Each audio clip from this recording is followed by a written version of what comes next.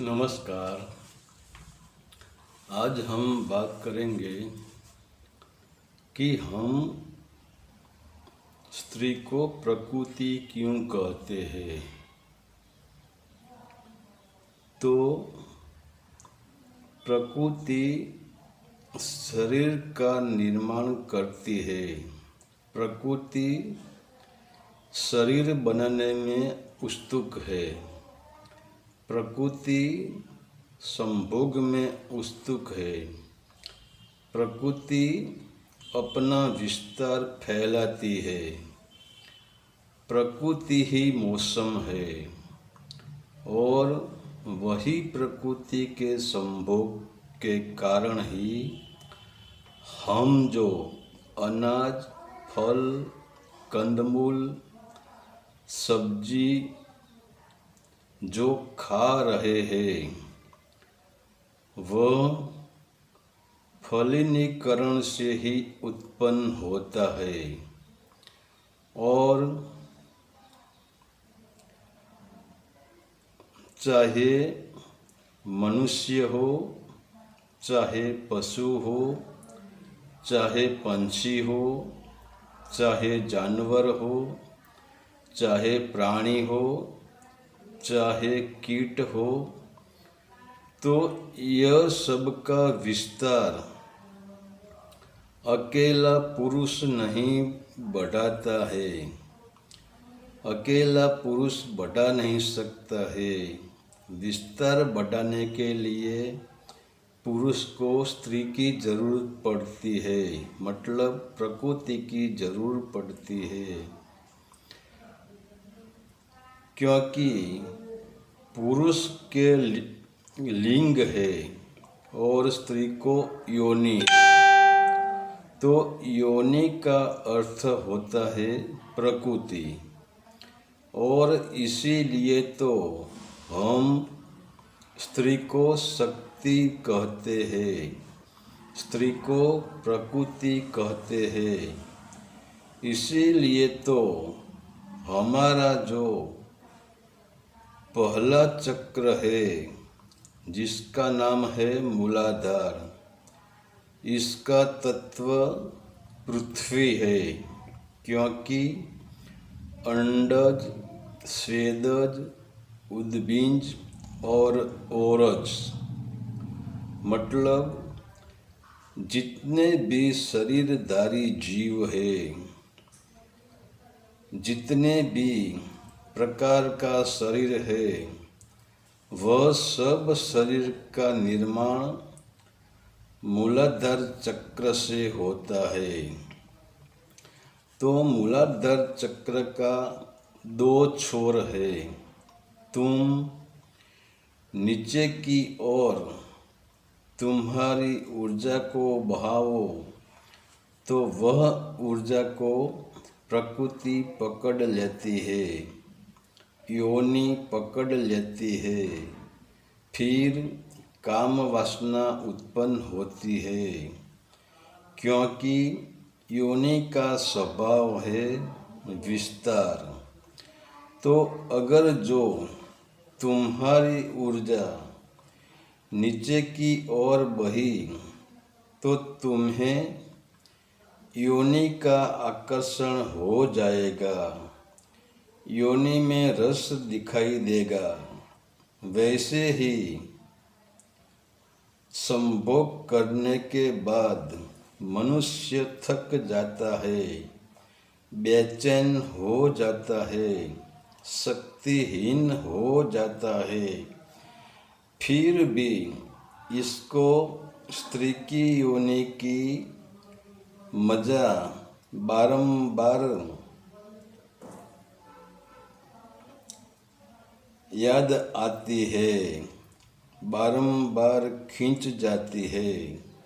और आज जवल्ले ही कहीं लोग ऐसा है जिसकी ऊर्जा ऊपर उठी है, बाकी सबकी ऊर्जा नीचे की ओर बह रही है।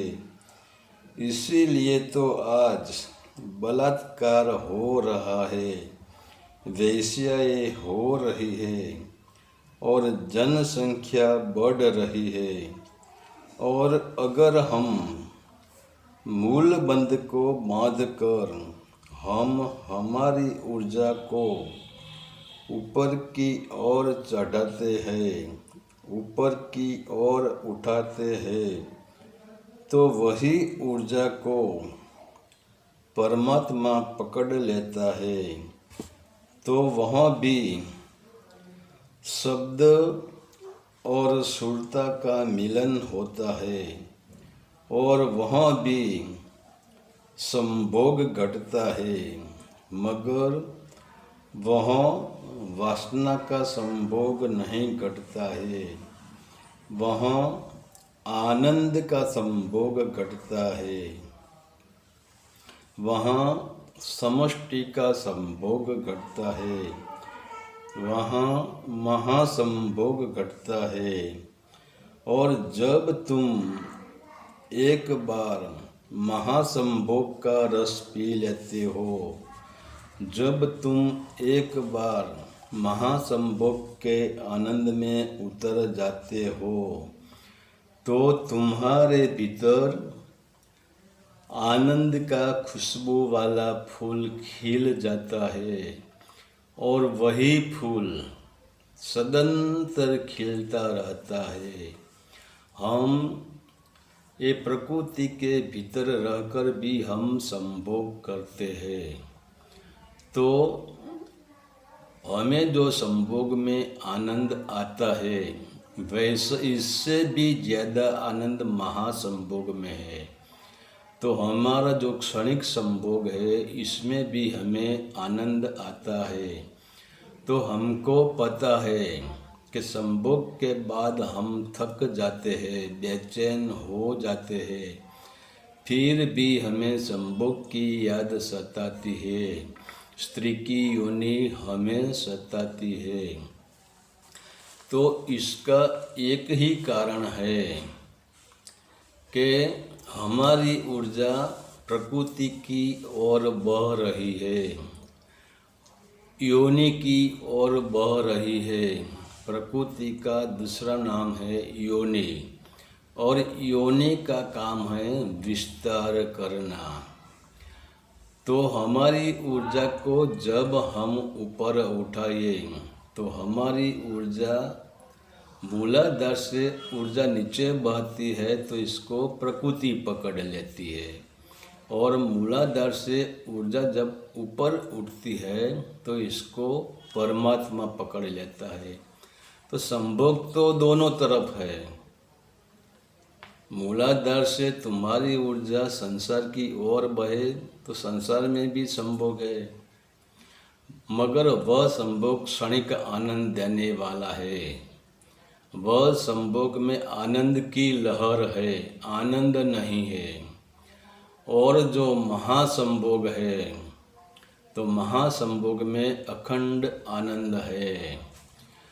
और जिसने महासंभोग को पकड़ लिया, जिसने महासंभोग का रस चख लिया, जो महासंभोग में एक बार उतर गया, जिसका समष्टि से संभोग हो गया, जिसका अनंत से संभोग हो गया, फिर इसको ये संसार का, ये प्रकृति का और ये स्त्री की च्युत का संभोग, इसको नफरत कर देगा, इसके मन में उब जाएगा।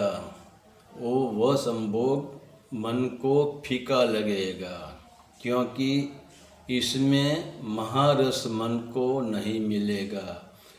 तो हमें मन को पिंडी मन है, इसको ब्रह्मांडी मन में ले जाना है, और ब्रह्मांडी मन में ले जाकर समष्टि से संभोग करवाना है। तो वही तब हम प्रकृति से छूट सकते हैं।